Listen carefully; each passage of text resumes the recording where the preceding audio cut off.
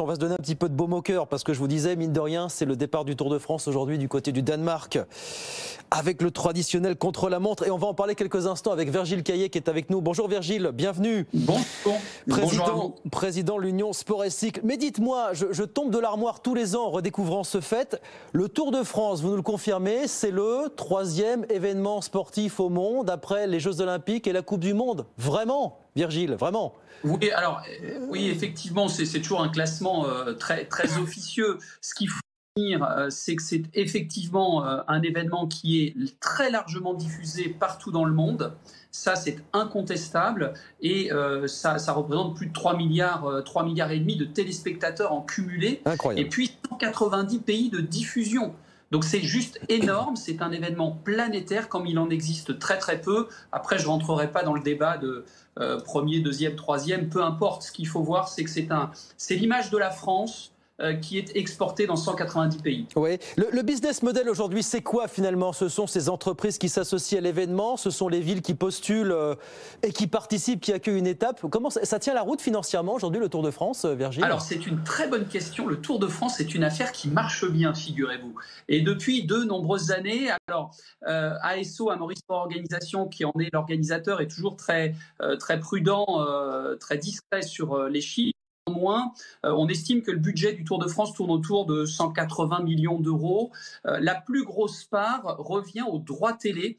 C'est près de 90 millions d'euros. C'est plus de 50% du budget global grâce aux retombées des droits télé. D'où l'importance de ces grands départs qui ont lieu à l'étranger, de cette couverture internationale. C'est vraiment tout à fait clé et existentiel dans le modèle économique du Tour de France.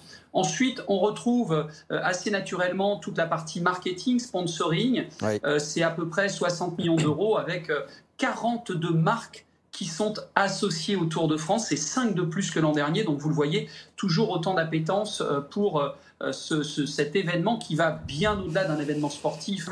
Oui. Ça fait partie du patrimoine français. Et enfin, vous l'avez souligné à juste raison, eh bien, il y a les villes-étapes. Ça Oui. aussi, c'est une source de revenus. Plus de 20 millions d'euros pour tout ce qui est ville-étape, ville-départ, etc. Et pourtant, c'est pas du bling-bling. Je voyais, le vainqueur empoche 500 000 euros.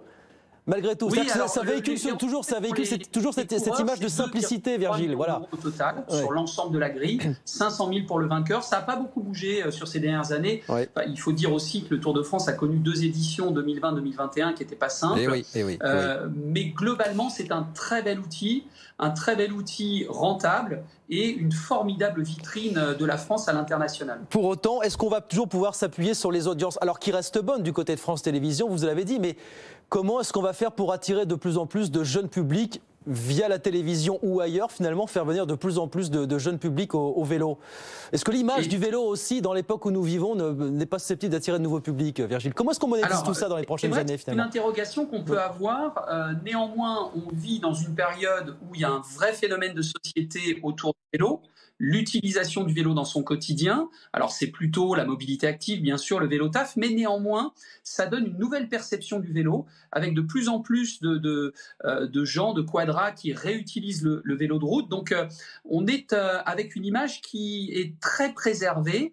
Et là où vous avez raison, et c'est d'ailleurs une des interrogations d'Amaury Sport Organisation, c'est comment on fait pour aller chasser ces nouveaux publics.